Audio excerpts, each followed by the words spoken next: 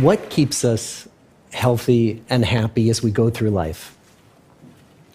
If you were going to invest now in your future best self, where would you put your time and your energy? There was a recent survey of millennials asking them what their most important life goals were. And over 80% said that a major life goal for them was to get rich.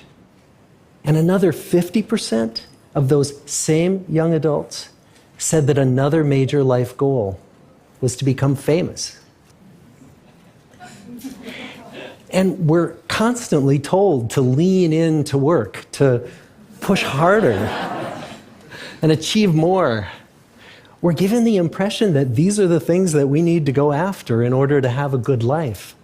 Pictures of entire lives, of the choices that people make and how those choices work out for them, those pictures are almost impossible to get.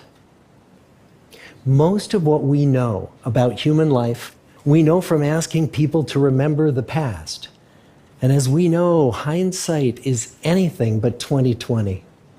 We forget vast amounts of what happens to us in life, and sometimes memory is downright creative. But what if we could watch entire lives as they unfold through time? What if we could study people from the time that they were teenagers all the way into old age to see what really keeps people happy and healthy? We did that.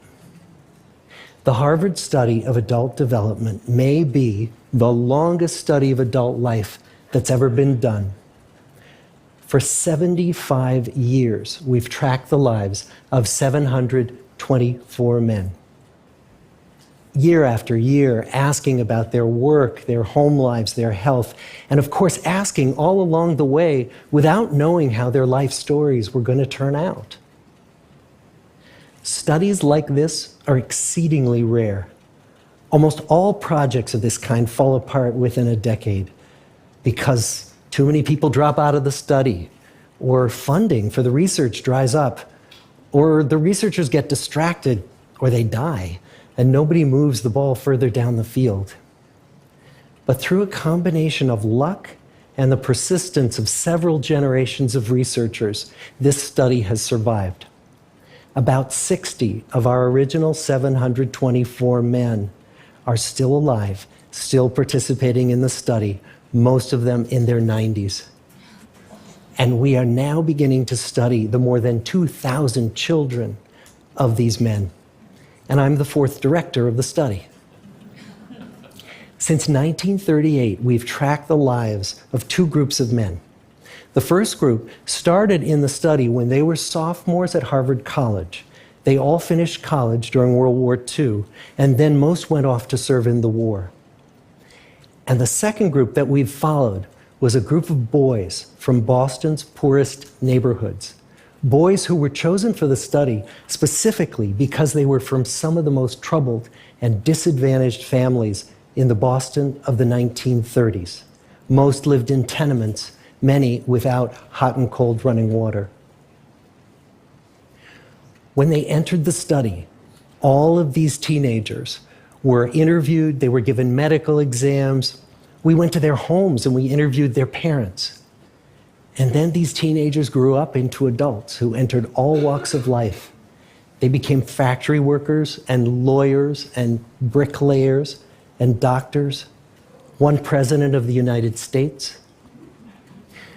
Some developed alcoholism, a few developed schizophrenia.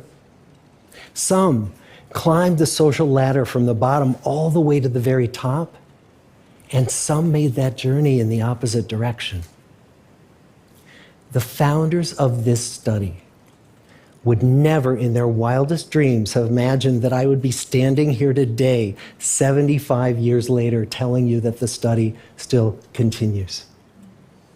Every 2 years, our patient and dedicated research staff calls up our men and asks them if we can send them yet one more set of questions about their lives.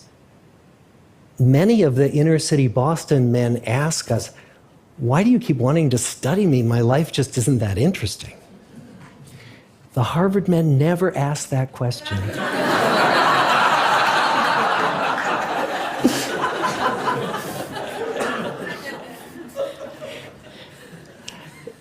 get the clearest picture of these lives, we don't just send them questionnaires. We interview them in their living rooms.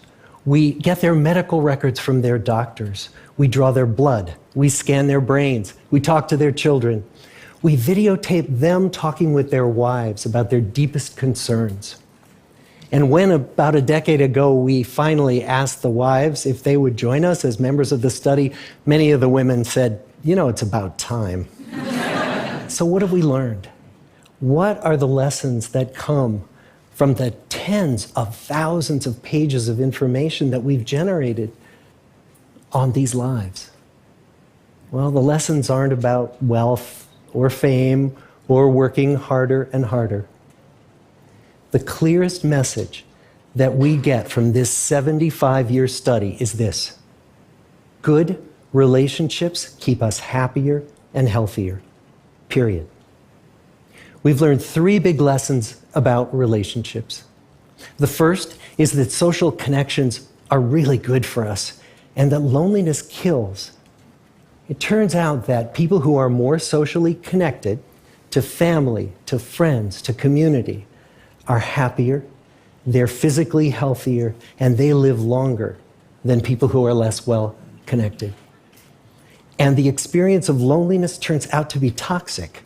People who are more isolated than they want to be from others find that they are less happy, their health declines earlier in midlife, their brain functioning declines sooner, and they live shorter lives than people who are not lonely. And the sad fact is that at any given time, more than 1 in 5 Americans will report that they're lonely. And we know that you can be lonely in a crowd and you can be lonely in a marriage. So the second big lesson that we learned is that it's not just the number of friends you have, and it's not whether or not you're in a committed relationship, but it's the quality of your close relationships that matters. It turns out that living in the midst of conflict is really bad for our health. High conflict marriages, for example, without much affection, turn out to be very bad for our health, perhaps worse than getting divorced. And living in the midst of good, warm relationships is protective. Once we had followed our men all the way into their 80s, we wanted to look back at them at midlife and to see if we could predict who was going to grow into a happy, healthy octogenarian and who wasn't. And when we gathered together everything we knew about them at age 50, it wasn't their middle-aged cholesterol levels that predicted how they were going to grow old. It was how satisfied they were in their relationships. The people who were the most satisfied in their relationships at age 50 were the healthiest at age 80. And good, close relationships seem to buffer us from some of the slings and arrows of getting old. Our most happily partnered men and women reported in their 80s that on the days when they had more physical pain, their moods stayed just as happy. But the people who were in unhappy relationships, on the days when they reported more physical pain, it was magnified by more emotional pain. And the third big lesson that we learn about relationships and our health is that good relationships don't just protect our bodies, they protect our brains. It turns out that being in a securely attached relationship to another person in your 80s is protective. That the people who are in relationships where they really feel they can count on the other person in times of need, those people's memories stay sharper longer. And the people in relationships where they feel they really can't count on the other one, those are the people who experience earlier memory decline. And those good relationships, they don't have to be smooth all the time. Some of our octogenarian couples could bicker with each other day in and day out. But as long as they felt that they could really count on the other when the going got tough, those arguments didn't take a toll on their memories. So, this message that good, close relationships are good for our health and well-being, this is wisdom that's as old as the hills. Why is this so hard to get and so easy to ignore? Well, we're human. What we'd really like is a quick fix, something we can get that'll make our lives good and keep them that way. Relationships are messy and they're complicated, and the hard work of tending to family and friends, that's not sexy or glamorous. It's also lifelong. It never ends. The people in our 75-year study who were the happiest in retirement were the people who had actively worked to replace workmates with new playmates. Just like the millennials in that recent survey, many of our men, when they were starting out as young adults, really believed that fame and wealth and high achievement were what they needed to go after to have a good life. But over and over these 75 years, our study has shown that the people who fared the best were the people who leaned into relationships with family, with friends, with community. So what about you? Let's say you're 25, or you're 40, or you're 60. What might leaning into relationships even look like? Well, the possibilities are practically endless. It might be something as simple as replacing screen time with people time, or livening up a stale relationship by doing something new together, long walks or date nights, or reaching out to that family member who you haven't spoken to in years, because those all too common family feuds take a terrible toll on the people who hold the grudges. I'd like to close with a quote from Mark Twain.